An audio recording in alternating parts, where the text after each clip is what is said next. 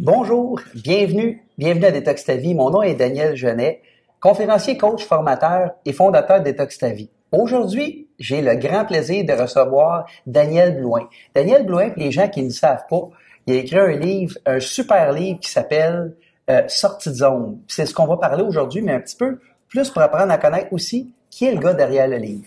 Fait que bien, bonjour Daniel. Bonjour, merci de me recevoir. C'est très gentil, ça me fait plaisir, moi aussi. Good, c'est super le fun. Écoute, dans ton livre là que j'ai lu, comme je t'ai conté dans la semaine passée, quand on s'est jasé, ton livre, je l'ai lu d'une journée. Ouais, j'étais vraiment à l'aéroport. J'ai été pris j'avais un vol le matin, puis je m'en allais en Arizona, puis j'ai été pris toute la journée dans l'aéroport avec un transfert qui était retardé. Puis j'ai passé à travers ton livre, j'étais pas capable de le lâcher. J'étais pas capable de lâcher le livre, je le trouvais tellement intéressant. Tellement pas capable, c'est en rentrant dans l'avion, t'as donné le livre à la place de donner ton billet d'avion. Ouais, c'est quasiment ça. Ton passeport, t'as donné ton livre. Quand j'ai atterri. Le douanier t'a demandé ton passeport, t'as donné le livre. Donner le livre. C'est ça, quand je suis arrivé en Arizona, à Phoenix, il était fini le livre quand j'ai atterri. Fait que c'est super. Tu m'as dit ça. C'est vraiment le fun, c'est un livre. Il y a plein de choses. Il y a plein de choses qu'on va pouvoir jaser avec ça aujourd'hui. Fait que ce livre-là, si vous avez la chance de vous le procurer, il est en librairie, Marchambault, Renaud-Bré, Internet, sur mon site, danielblouin.com aussi. danielblouin.com. C'est un autre endroit où vous pouvez trouver le livre aussi. Au fond, le livre, là, on parle de ton livre, là, Sortie de zone, mais c'est quoi qui t'a inspiré à écrire ce livre-là? Moi, c'était une révélation. J'ai 44, c'était à 41 ans. Je sais pas d'où c'est que ça venait, là. C'est une bulle. C'est une bulle. Puis j'ai réalisé que, en regardant mon parcours en arrière, que les meilleurs moves, les meilleures décisions que j'ai pas prises dans ma vie, ou les highlights de ma vie, c'est quand j'ai vécu des grands changements. Puis que c'était stressant, c'était angoissant. Parce qu'un changement, ça implique quelque chose que tu n'as jamais fait. Mais ça, j'ai réalisé que c'est ça qui m'a fait grandir. Puis si je meurs aujourd'hui, ben j'ai réalisé que c'est ça mes highlights de vie. Qu'il faut pas que je regrette, au contraire. C'est ça qui fait que ma vie a goûté bon à date. Puis ça a été une révélation. Je me suis dit, quand même, moi, ça, c'était à chaque fois aussi, ma révélation, c'était que c'était pas rationnel, c'était pas raisonnable, c'était pas cérébral, c'était pas logique, c'était juste une poussée de vie qui s'explique pas. Souvent, on essaye d'expliquer. Je pense que c'est l'erreur qu'on fait. On essaye de comprendre, mais on peut pas comprendre. Pourquoi j'aime le rouge, pourquoi j'aime le bleu? À la limite, on s'en fout. On s'en fout de la raison. Si t'aimes le bleu, achète-toi du bleu. Fais du bleu, achète-toi un char bleu, peu importe. Mais tu sais, laisse faire les explications, puis fais ça. Donc, ça a été ma révélation. Je me suis dit, crème, moi, il faut que je dise ça à tous les jeunes. Moi, je pensais surtout aux jeunes. Fin secondaire, cégep, université, qui dit commence dans la vie, qu'il faut qu'ils choisissent une branche ou une vie. Ouais, c'est ça. Moi, c'était beaucoup à ça que je pensais. Je parle des orienteurs, aussi un peu là-dedans, des choix de vie. Mais là, j'ai réalisé que c'est de 14 ans jusqu'à 90 ans, à la limite, ou 100. Mais c'est beaucoup plus large que je pensais, parce que je parle de changement. Puis le changement, c'est l'histoire d'une vie, là. Ouais, c'est ça. Les changements, on sait que c'est inévitable, les changements. Le progrès l'est pas toujours. Ma grand-mère est décédée il y a pas longtemps, à 96 ans. Puis une de ses dernières grosses sorties de zone, c'était de passer du 3e étage des semi-autonomes au rez-de-chaussée des plus autonomes du tout, là. Ouais. Fait qu'elle voulait pas, c'était stressant, c'était angoissant, de changer d'étage. Ouais. On parle pas de changer de carrière, changer de job, mais elle, c'était ça, à cet âge-là. C'était stressant, c'était angoissant, juste parce que c'était de l'inconnu de passer à totalement non autonome. C'est banal, hein? Pour nous autres, de changer d'étage, mais pour elle, c'était ça. Ben, puis il y en a d'autres. Il y en a d'autres, c'est le changement d'étage, c'est le changement de... Ce que ça va donner, c'est l'inconnu. C'est juste l'inconnu. Ça savait pas comment, qu'est-ce que ça allait donner les infirmières à cet étage-là. C'est des conneries, là. Ben, c'est des conneries. Pour moi, c'est des détails, mais c'était peurant pareil pour elle. Même si on savait qu'elle allait être bien, tout le monde allait s'en occuper, là. C'est l'inconnu. Ouais, ça. Le changement, ça implique de l'inconnu. Qui rend la chose inconfortable et pas le fun et pas souhaitable. On veut pas ça, là. Même moi, à la limite, je parle de ça, je suis devenu un peu obsédé par le sujet, mais je veux pas absolument changer tout le temps, moi, là. C'est pas facile de changer, là. Ah, non. Ça prend des zones de confort dans la vie, là. Pour enjoy the life, là. Ouais, c'est ça. Repose-toi, copier-coller, puis enjoy, ben oui. D'être tout le temps en dehors de je dis pas qu'il faut faire ça tout le temps, là. Il faut le faire de temps en temps. Si tu le sens. Si on le sent. Faut pas t'avoir peur de le faire. D'ailleurs, mais si tu le sens pas, good, parfait. D'ailleurs, dans ton livre, tu en parlais que ton père est enseignant toute sa vie. Absolument. C'était bien. C'est ça. Puis c'est parfait. Puis il est à la retraite aujourd'hui. Il est super content. Puis il y a aussi des gens si t'es dans ta voie puis t'es bien là, le but, c'est pas de changer. Le but, c'est d'être bien dans le but, c'est pas qu'il faut changer pour être heureux. Absolument. Donc, absolument. Mais ça, c'est dans n'importe quelle sphère de la vie, personnelle, professionnelle. À petite échelle comme à grande. Je raconte ça des fois. Là, il y a une madame, moi, après ma conférence au Nouveau-Brunswick, elle est venue me voir, elle avait 74 ans, puis elle me dit, moi, une de mes dernières plus grosse sortie de zone, ma dernière, c'est à 70 ans. Elle dit, toute ma vie, moi, j'ai eu peur de l'eau. Phobie de l'eau. Je voyais un étang, une rivière, je manquais de perdre connaissance tellement j'avais peur de l'eau. Elle dit, à 70 ans, je me suis écœuré, j'ai dit non. J'ai décidé que je prenais un cours de natation. Elle dit, maintenant, 4 ans plus tard, je saute du plongeon, puis plus c'est creux, plus je trippe. Elle n'a pas changé de carrière, elle n'a pas changé de job. Là. Elle a grandi dans sa tête, elle a fait de quoi qu'elle avait peur de faire, qu'elle n'osait pas faire. Elle s'est rendue compte qu'elle n'est pas morte. C'est tout le temps la même affaire. On pense qu'on va mourir tellement c'est l'inconnu, puis c'est inconfortable. Mais tu te rends compte que tu n'es pas en train de mourir, même si c'est difficile. Puis au contraire, après ça, tu es fier. Tu dis, hey, j'ai été capable de faire ça. Puis tout le monde est capable de faire ça. Ces sorties de zone-là nous font grandir parce que ce qu'on fait, le processus qu'on va faire pour faire notre sortie de zone, de sortir de notre zone de confort, va nous faire qu'on grandit. C'est sûr, c'est automatique, ça. Il y a une chose, femme, que j'aime me poser, parce que toi, t'en as fait plusieurs, dans les gens qui te connaissent pas. Plusieurs, pas, je suis pas un obsessif de ça, j'ai fait quelques-unes. Quelques-unes, mais je te comprends, parce que maintenant, dans la société qu'on a aujourd'hui, avec toutes les restructurations, les changements qu'il y a dans les compagnies, on va tous faire des changements, des sorties de zone. Puis la vie te demande pas la permission. Te demande pas si ça te tente ou non. C'est ça. Souvent, il y en a c'est soit que tu le sens que tu le fais, ou soit qu'à un moment donné, tu pognes un mur. Puis tu n'auras pas le choix. Puis c'est vrai au niveau personnel, c'est vrai au niveau affaires, industrie.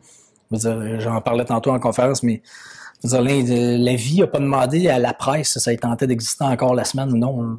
Même, tu n'as plus le choix. Internet existe, et la vie, c'est ça. Là. Ouais. Le changement, la vie te l'impose. Puis tu n'as rien à décider là-dedans. C'est soit que tu t'adaptes, soit que tu t'en sors comme tremplin, ou soit que tu résistes puis tu meurs. La théorie de Darwin. Je sais pas trop. On s'adapte. L'évolution de la race. C'est vrai, absolument. C'est à la limite. Reste en vie ou. Finalement, je prône Darwin. Moi, j'aurais appelé ça de sortie de Darwin. Ben, écoute, mais il y a une chose que j'ai vue, par exemple, dans ton livre, quand on le lit, t'as fait pas 3 millions de changements, de changements de carrière, mais t'as fait des réorientations.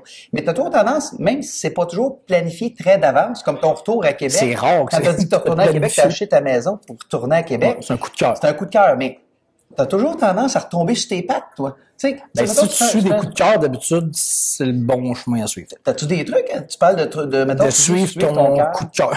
Suivre ton coup de cœur. J'appelle ça des bulles, ou quand tu vibres, là, quand ça te parle puis tu comprends pas pourquoi t'aimes ça tant que ça, là. C'est l'affaire que tu dis ça. Il y en a qui me demandent comment tu sais que c'est ça. Mais c'est l'affaire que tu dis, hey, ça, si je fais ça, je deviens ça, je réalise ça, ou j'achète ça, peu importe c'est quoi l'affaire. Là. Quand tu y penses, ça te fait dire, hey, ça serait malade. Ça serait capoté, extraordinaire, fantastique, trop beau pour être vrai, là, que je dis. Mais c'est ça. Là. C'est ça, faut que tu suives. Parce que si tu marches vers du raisonnable, du correct, ça fait la job, c'est standard, qu'est-ce que tu penses avoir comme résultat?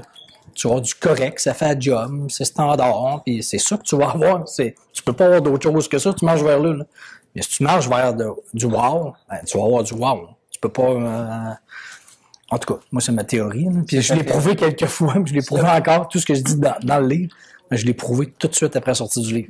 Ben, sans faire exprès, là, mais... Qu'est-ce que tu veux dire? Parce que tout ce qui est arrivé, moi, je dis que quand tu marches vers la bonne place, l'affaire que tu sens, que tu essaies pas de réfléchir trop, hein, que tu sens que tu dois faire, même si c'est difficile, puis c'est épeurant, puis c'est angoissant. Des fois, c'est de sortir de sa zone, justement. Mais quand tu suis ça, c'est impressionnant ce qui peut arriver. Là. Tu peux être bien surpris, tu peux même pas le prévoir. Tu n'es même pas assez intelligent de comprendre ce qui s'en vient. Là. Puis c'est exactement ça, moi, qui est arrivé. À la dernière phrase de mon livre, j'ai aucune idée, moi, ce qui arrive. Là. Je sais pas, moi, je sais même pas qui est bon mon livre ou quelqu'un va le lire. Moi, je m'imprime 100 copies, puis ça arrête là, dans ma tête. C'est ça que je faisais, moi. Je pensais pas que j'étais un auteur, j'ai pas appelé un éditeur, puis tout ce qui est arrivé après, je veux dire, le livre a explosé, c'est devenu un best-seller, là, j'étais en librairie partout. Après ça, je suis devenu animateur à télé, chroniqueur dans le journal, j'ai donné des conférences partout. Toutes des affaires que j'ai jamais passé de ma vie, là. Je savais pas que j'étais capable de faire ça. C'est ça qui arrive quand tu marches vers la bonne place. Fait que c'est ça que je dis dans le livre, puis c'est ça qui est arrivé après aussi. Parce que, mais la question à savoir, souvent, ce qu'on va se demander, c'est le fun de dire, mais comment on fait pour savoir que tu me disais, écoute ton cœur. Mais parce que des fois, on n'est pas sûr, tu sais, mettons, tu parles beaucoup de début et de fin. Ton cœur ou c'est la peur, là? C'est ça. Fait que, tu sais, c'est où la limite, mettons, t'es tanné de quelque chose, mais c'est-tu que t'es dû pour changer ou t'es dû pour changer ta philosophie? Des mauvaises raisons de changer. Tu sais, on pourrait les 5 mauvaises raisons pour effectuer un changement de vie. Si vous allez sur le site internet de danielblouin.com, si vous laissez votre courriel, vous allez recevoir, c'est une des choses que vous recevez, puis ça s'appelle les 5 mauvaises raisons d'effectuer des changements de vie. Ouais, parce que je pense qu'il y a des mauvaises raisons. Ça, c'est des extraits de mon livre. Je veux dire, par exemple, si, je sais pas moi, t'es comptable, puis t'as trop de dossiers de comptable, t'en as trop de dossiers, là. C'est juste que t'as trop de dossiers, là. Ça veut pas dire que t'es pas fait pour être comptable, que t'es pas à ta place, là. Ça, c'est un élément. Mais des fois, c'est un élément qui nous fait penser que, oh, on est vraiment dû pour changer de job, changer de carrière, mais des fois, c'est juste le trafic. C'est juste un collègue qu'on n'aime pas dans la job, ou ça peut être. Puis des fois, c'est juste de penser que tout a de l'air plus beau ailleurs. Si tu as une attitude négative tout le temps, tu penses que tout le temps, tout le monde a tout plus que toi, ça a donc bien l'air facile ce qu'ils font, qu'ils ont tellement d'avantages dans la vie, dans leur job. C'est pas vrai, ça. Chaque job a ses bouts de plate, c'est l'envers de la médaille, mais nous autres, on voit juste le beau. Ouais, on pense que. Mais ça, c'est pas une bonne raison de faire un changement de vie ou de faire dans le but de. Parce que juste t'es jaloux, t'es tout le temps insatisfait, parce que t'es juste négatif à la limite. Ouais. Mais pour répondre à ça, tu vas vouloir changer tout le temps. C'est pas ça le point. Hein. Ça veut pas dire que t'es pas à ta place. Hein. C'est juste que tu chiales tout le temps, t'es juste négatif. Ouais, donc, il y a plein de mauvaises raisons pour ne pas faire un changement. Ça, c'est change de quoi de mineur dans ta tête, dans ta situation, ça s'arrange. Ça. Puis une autre façon de répondre à ça, moi je pense, en tout cas moi je me suis posé la question, tu sais, ok, t'es insatisfait. Là tu te dis, bon, faut-tu juste que je sois plus positif, puis tu sais, je me force à aimer ça, puis que je continue, je suis juste une mauvaise passe, ou bien faut vraiment que je change. Là. La façon de répondre à ça, c'est si tu te dis, moi je me suis dit, mettons que tout va bien, mettons mon dernier changement de vie à l'époque, là, avant que je fasse mon dernier changement. Mettons que tout va bien, là. Je fais de l'argent, l'horaire est parfait, la charge de travail est parfaite, les relations sont bonnes, tout est parfait. C'est quelque chose qui me passionne, pareil. Là, je tripe-tu vraiment beaucoup quand même. J'en parle-tu à tout le monde tellement ça m'excite. Je lis-tu tout le temps là-dessus tellement que ça m'allume. Puis moi, je répondais non à chaque fois. Peu importe si tout va bien, là. Fait que si tu réponds non à ça, là, tu t'acharnes si tu essaies d'être positif. Puis ça, c'est négatif. C'est se rentrer la tête dans le mur, en pensant que tu vas aimer ça. Là. Mais t'aimeras jamais ça, t'aimes pas ça. Fait que ça, c'est faire un changement. Là. Fais une sortie de zone. Ça implique une sortie de zone. Mais si, des fois, tu te dis ça va pas bien, c'est tough, c'est difficile, pose la question. Mais tu tripes-tu? T'aimes-tu ça? Si tu réponds oui, persévère. Ça, c'est pas de l'acharnement. Faut que tu persévères. Tu marches vers la bonne place, mais c'est tough, c'est pas facile, t'as la vie d'en face. Il y a une différence entre s'acharner et être persévérant. Des fois, tu sais pas. C'est quoi la limite entre les deux? Je m'acharne dessus ou faut que je suis persévérant? C'est ça. Moi, c'est le même, je l'ai démêlé. Là. Fait que je sais que tu persévères ou tu t'acharnes. Mais c'est de se poser la question, là.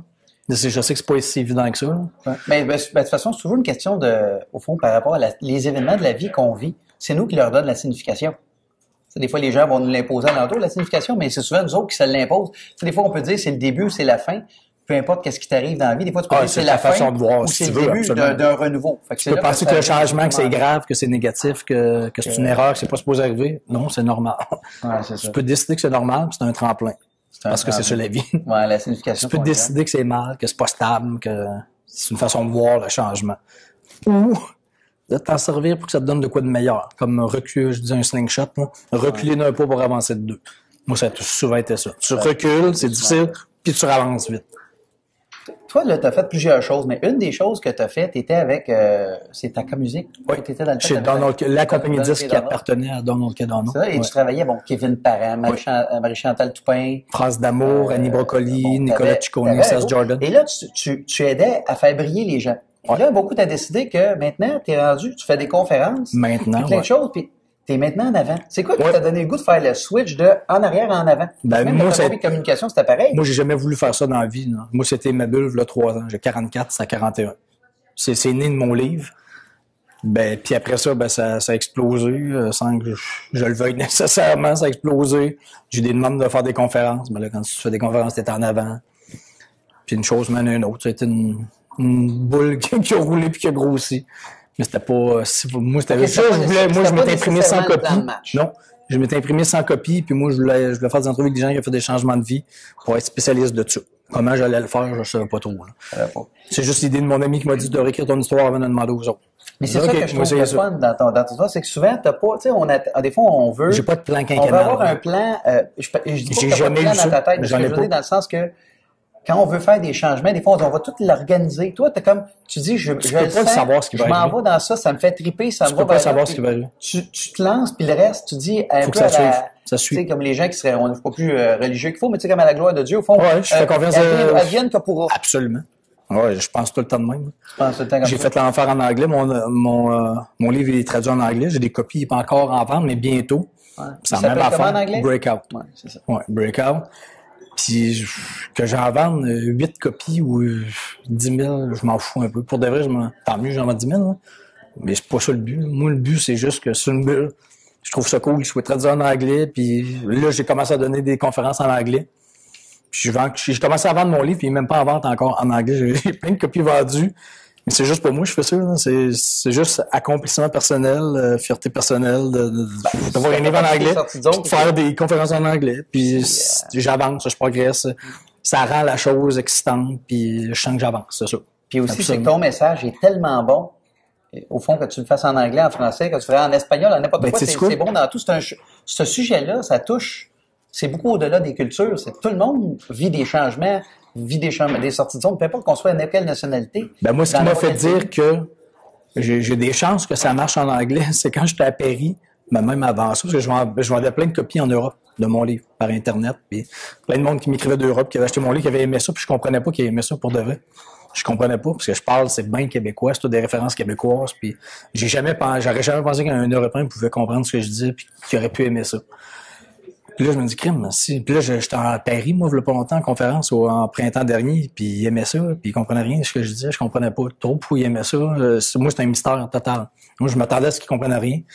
Ah non, il aimait ça pareil, puis là, je me dis, crime, ça, un Parisien aime ça, puis il n'a aucune idée de quoi je parle, de qui je parle, les références québécoises, ou là, OK, Patrice Bergeron, il savait même pas c'est qui, ouais, David Dernay, il savait pas c'est qui, ou peu importe. Ouais. Si eux autres aiment ça, là, c'est sûr qu'un anglophone va bien plus aimer ça. Là. C'est tout américain, mon affaire. Hein. Ben, presque, à part des Kevin Parent. Mais c'est plus nord-américain. Le hockey, Bill Clinton, Upward People savent c'est quoi. Tout ça. Là. Fait que je me suis dit, Colin, faut que ça soit traduit en anglais. Ça marche là-bas, pourquoi pas en anglais? Je suis plus confiant en anglais que sortie de zone en Europe. Même si, oui, ben parce que c'est plus nord-américain, ouais, je pense. Mais je pense qu'aussi, comme on disait il y a quelques secondes, au fond, c'est universel. Les changements, les ben là, c'est ça que je me suis rendu compte. C'est ça que je me suis rendu compte. Puis même, au Québec, là. À la limite, s'ils savent pas de qui je parle, ça rend juste la chose exotique, puis ils apprennent des affaires. Oui, c'est ça. Ils vont apprendre des choses, mais au bout de la ligne. Ben, c'est ce que je me suis rendu compte. C'est ça. Mais c'est le fil, c'est ça. Exact. C'est plus l'idée en arrière. Super. Au fond, dans toi, tes projets, là, de ce temps-là, tu me dis, là, il y a un paquet d'affaires, puis t'as pas nécessairement tout le temps un plan de planifier d'avance. J'ai pas de plan. J'ai zéro plan. À part à court terme, là. Comment tu choisis? Mettons, t'as vraiment plein de projets qui t'arrivent. Il y a plein de gens qui s'approchent. Il y a plein de choses qui arrivent qui sont bonnes. Mais comment tu choisis dans quoi tu t'impliques? Dans quel projet je m'implique? Dans celui que tu t'impliques pas? Ben, je trippe dessus ou je trippe pas, là. C'est vraiment ça, là.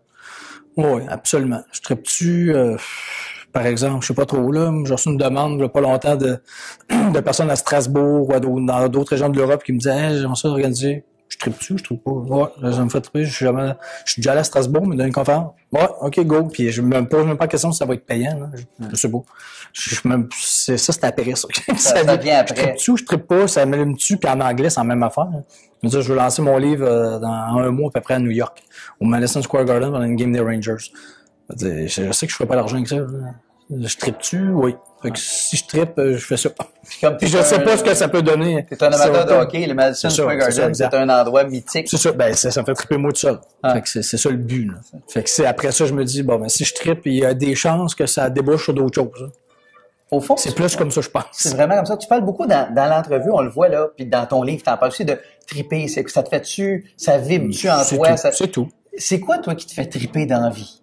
En général. Dans la vie, mais là, de plus en plus, le concept du changement me fait triper. C'est rendu une obsession. J'aime beaucoup le hockey. Qu'est-ce qui me fait triper à part de ça? Le monde pas standard, j'aime ça. Tu sais, du monde qui font avancer, qui font voir différemment les choses, là, qui sont pas standards, ça, j'aime bien ça. Tu sais, par exemple, des choses pour moi, des Guy Laliberto, des Richard Branson de Virgin, qui sont pas standards, là. C'est pas des copier-coller. Ils font pas comme tout le monde. Puis ça, je respecte ça. Ça, je trouve ça cool. Puis j'admire ça. Puis il y en a qui diraient hey, fais pas ça, c'est fou ça. Ah non, regarde ça, ça marche pas mal mieux que bien du monde. Ouais, Ils sont bien standards. Là, c'est ça. Du monde qui ose. Peu importe dans leur domaine. En autant que c'est vraiment comme ça, que c'est pas un rôle que tu te donnes, que c'est naturel. Ça fait autant triper de voir la madame qui, à 70 ans, a décidé qu'elle prenait un cours de natation puis qu'elle saute du plongeon puis elle avait tout le temps eu la phobie de l'eau. Donc, c'est un peu la même affaire. C'est pas standard, c'est OK, Colin, bravo. C'est ça, je trouve ça le fun. Et ça. si on voit, il n'y a pas d'âge maintenant, parce que maintenant, dans le temps, moi, quand j'étais jeune, le monde de 60 ans, j'ai 46 ans, le monde de 60 ans, quand j'étais jeune, moi, il était vieux, là. Oui, absolument. Il fallait, il pensait à arrêter, plus rien faire, on s'assoit une chaise berçante, on bouge plus trop. Il y en a qui bougeaient pareil, mais il y avait que c'était ça, là. Maintenant, à 60 ans, tu prends ta retraite à 65, tu te dis, il me reste 20 ans peut-être à vivre, 15 ans, 20 ans, 25 ans à vivre, puis les gens veulent le vivre activement. Ces sorties de zone-là, ils vont... Dans les affaires qui me font triper, moi, c'est du monde qui travaille vieux, puis qui trippe ce qu'ils font encore, puis qui veulent pas être à la retraite, parce qu'ils aiment ça. Ça me fait triper. Charles Aznavour, qui a 91 ans, là, maintenant, je pense, il fait encore des shows, là, cette année. Là. 91 ans. Il y a un policier qui tombe à la retraite à 55 ans. Lui, il a 91 ans, puis il travaille. Il veut pas arrêter, il aime ça. Il a la santé. Mais c'est une passion. Pourquoi j'arrêterais de faire ça? J'aime ça. Mais c'est quoi le but d'arrêter? Hein? Il aime ce qu'il fait. Il aime sa job. Mais si t'aimes ta job, tu veux pas arrêter. Si tu veux arrêter, c'est pas... soit t'es plus capable, ou t'aimes pas ça. C'est l'un ou l'autre. Là. Ouais, c'est ça. Comme si t'es en santé et tu veux arrêter, t'aimes pas ça. Fais d'autres choses. Fais de quoi que t'aimes puis qu'on te force à arrêter tellement t'aimes ça. C'est une façon de penser, je pense. Ben, mais c'est comme si ça se pouvait pas, ça. Il y a des milliers de personnes qui font c'est ça. Des fois, comme des fois, tu as tout à fait raison. Des fois, tu parles à des gens. C'est pas des exceptions, ça, là. Ils n'aiment pas ce qu'ils font, mais ils disent, il m'en reste 11 ans à faire avant ma retraite. Si tu te rends là. C'est long, si tu te rends là. C'est long. Si t'as pas une maladie à 11 ans. Parce que plus tu t'éteins, plus tu développes une maladie. Ça, c'est sûr. Ouais, c'est sûr que ça c'est garanti. Ça, on peut pas quand t'es pas vivant, tu peux pas être en santé. C'est sûr que tu développes un symptôme physique, psychologique, quelque chose, c'est sûr. Et ça, je suis pas mal convaincu de ça. Quand tu es aussi, on appelle éteint, on pourrait dire, si tu es éteint dans ta vie de tous les jours, le monde autour de toi, là, c'est pas inspirant du monde éteint. Là. En plus. À long terme, à court terme, ça peut tous nous arriver. Mais sur une longue période, c'est vrai que ça fait un environnement autour de nous qui est pas toujours évident. Puis quand c'est toi qui es comme ça, c'est que les gens autour de toi... T'as pas tendance à tirer le monde très positif dans ce temps-là. Là. C'est sûr, absolument. Ça se reflète partout. Après ça, je pense. Au fond, tu m'as parlé dans toute l'entrevue, on parle vraiment de triper. Fait que toi, c'est ça que tu dis, de triper, d'avoir du fun, de vivre ses passions, la vie est de courte, vivre ses rêves. La vie est courte. Effectivement. Fait que, ça revient pas mal à ça. La vie est courte. Puis peut-être pas mal plus courte que tu penses. Oui, ben c'est ça, souvent. On pense qu'il en reste un bout, t'en reste peut-être 2 jours. Ce qu'on sait tous, c'est que le timer est parti. Le compte à rebours est parti, on ne sait pas quand c'est quand, c'est ça. C'est surtout ça. Il y a tellement de choses. Moi, il m'est arrivé un événement en 2016, j'ai été victime d'une intoxication au gaz propane, puis j'ai failli mourir. Et quand j'ai recommencé à revenir un peu mieux en santé, je me suis aperçu à quel point j'avais pas fait tous les rêves. Des fois, ça prend ces déclics-là. Ça prend ce déclic-là. Je me suis aperçu à quel point il y avait bien du monde que j'aimais, j'avais pas passé autant de temps que je voulais qu'eux autres. Puis c'est des prises de conscience qui c'est souvent relié à la mort. C'est plate, mais des fois, on a besoin d'une claque sur la gueule pour comprendre. Effectivement. Moi, j'en ai eu une bonne, mais... Le pire, c'est que j'en ai pas eu. Je sais même pas pourquoi j'ai compris ça. J'ai pas vraiment eu de deuil proche. Je sais pas pourquoi je pense à ça. T'as peut-être été proactif. C'est que des fois, quand tu te sens pas bien, si on s'écoute vraiment pour dire je suis vraiment pas bien, puis tu vas chercher la raison pour laquelle, comme tu disais tout à l'heure, c'est juste temporaire ou c'est permanent, cet inconfort-là. Si on revient en dedans de nous et on dit ça, c'est vraiment, ça passe pas, là. Ça passera pas. Ça devient une question de vie ou de mort. Ça passe pas demain, puis ça passera pas après-demain. Dans 10 ans, ça passera pas. Peu importe si la situation s'améliore, ça passera. Ça passera pas, donc on est comme un peu. Fait que ça peut être un cul-de-sac à un moment donné. Moi, ça m'a pris un peu plus de frapper un mur. C'est ça. Comme bien les gens, ça peut être une perte d'emploi, ça peut être un décès, ça peut être plein de choses, les sorties de zone, tout ce qui change dans notre environnement rapidement. Que la vie t'impose. La vie t'impose des fois, mais des fois, on s'en impose. Mais des fois, tu aurais peut-être pu le faire avant, par exemple, sans te rendre là. Effectivement. Absolument. Mais moi, c'est un peu ça que je fais dans la vie, de dire que tu peux faire ça avant, de faire un burn-out, une dépression, puis je parle même pas de ça à ma conférence, des burn-out, mais ça mène là. Ben, c'est sûr que ça mène facilement. Tu t'éteins tout le temps. Moi, j'en fais de la consultation privée. Là. Burn-out, dépression, c'est un classique. Puis tout d'un coup, là, quand il rallume sur de quoi, tout d'un coup, il commence à sortir du burn-out vite. Tout d'un coup, il y a de quoi qu'ils allument. Hey, j'avais pas pensé à ça, je peux faire ça. Là, ils sont tous emballés la journée même. Je dis pas que ça prend pas du temps pareil, là, mais tout d'un coup, c'est un déclic qui se fait dans la tête. Là, il voit comme une lumière. OK, ça, j'aime ça. Je triple là-dessus. Hey, c'est vrai, Colin, j'ai pas pensé à ça. Là, tout d'un coup, ils sont en train de sortir du burn-out tout de suite. Là. Ouais. Il y en a une, il y a pas longtemps, j'ai rencontré. Ça fait 20 ans qu'elle est en assurance, puis tout ça. Puis j'ai mis le doigt sur vraiment ce que l'allume, elle, c'est les cours de yoga. Là. Ça fait 16 ans qu'elle fait du yoga, tout ça. Elle dit, moi, là, si j'étais à la retraite, je suis riche, je donnerais des cours de yoga. Ça, je ferais dans la vie. Je dis, OK. Fait que qu'est-ce qui t'empêche de donner des cours de yoga le lundi soir, mardi soir, whatever, donne des cours de yoga? Ouais, mais j'ai pas de formation. Ouais, puis ça fait 16 ans que t'en fais. Tu dois connaître ça, le yoga, là? Ouais, capable de faire ce que le prof en avant. Il y a toujours des débutants. Il dit, moi, je peux donner des cours de peinture si je veux. Là. Puis j'ai pas de permission de demander à personne. Puis je suis pas bon en peinture. Je dois te donner des cours de peinture. Il n'y a pas personne qui va m'arrêter, là. Il donne des cours de yoga. Puis en plus, retourne dans ta job, puis offre à ton entreprise de donner des cours de yoga le midi, le matin, le soir à tes employés, parce que toi, tu es directrice d'employés. Tu sais que ça fait du bien aux employés. Offre ça à ton patron, puis c'est sûr. D'après moi, il va dire oui. Puis à la limite, fais ça gratis, puis ça va tout être tes clients pour tes cours du lundi soir, du mardi soir, du mercredi soir. Elle dit, c'est vrai, j'ai jamais pensé à ça. Elle dit, mais j'ai presque hâte de retourner à la job, puis être en burn-out, être en arrêt de travail. Là, tout d'un coup, elle a hâte de retourner à la job pour développer sa clientèle, pour faire du yoga. Un feeling, tu fais, elle s'en sert comme outil pour développer sa business. C'est juste de changer la signification de quelque chose qu'on parlait tout à l'heure. Mais quand tu sais vers où tu marches, tu sais pas vers où tu marches, tu penses que tu vas faire ça le reste de ta vie puis tu n'aimes pas ça, là, tu développes un burn-out et une dépression. Mais si tu sais vers où tu marches puis tu t'en sers pour que ça te serve à marcher vers là, bien là, ça change tout. Puis dans ton livre, d'ailleurs, tu en parles, parce que des fois, tu as dit qu'il ne faut pas nécessairement tout changer dans la vie. Ben non, ça peut être graduel. Comme ce que tu viens de dire avec ta madame qui est directrice, mais qui veut donner du yoga. Mais il n'y a rien qui t'empêche que si ta job ne te donne pas tout ce que tu veux, ça veut pas dire que tu ne peux pas rajouter des choses. Comme tu disais, elle peut aller faire des cours du soir sans lâcher sa job de jour. Là. Puis pour tout changer ta vie pour rajouter des parties. Elle faisait 100% d'assurance, 0 cours de yoga. Elle fait 99,1, 98,2, 97,3. Faisais graduel. Puis à un moment donné, tu vas arriver un Y, tu vas dire, je donne trop de cours de yoga, j'en ai trop. Faut que je choisisse ça. J'ai le pied sur le quai, j'ai le pied sur la chaloupe, là, ça fait ça de même. À un moment donné, tu vas sauter d'un bord ou de l'autre. C'est ça que ça fait. Là. Pas obligé d'être drastique dès le départ. Hein. Puis il y a les graduels. Ça se fait, ça aussi. Oui, c'est ça. Mais à un moment donné, tu atteins un Y. Là, que là, tu vas décider, c'est... Mais c'est pas ton style, toi. Toi, tu as plus tendance à sauter dans le bain, là, d'une shot. Plus vite. Oui, mais je dis pas que ça peut pas être graduel pour plein de monde, ça dépend des contextes, ça dépend des vies.